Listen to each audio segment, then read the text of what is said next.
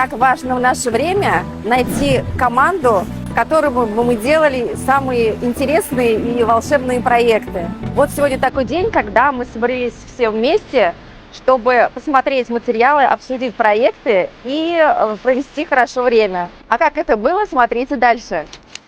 Открытый ёршик.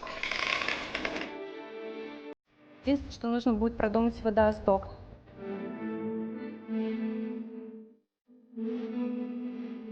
Можно подключить свет.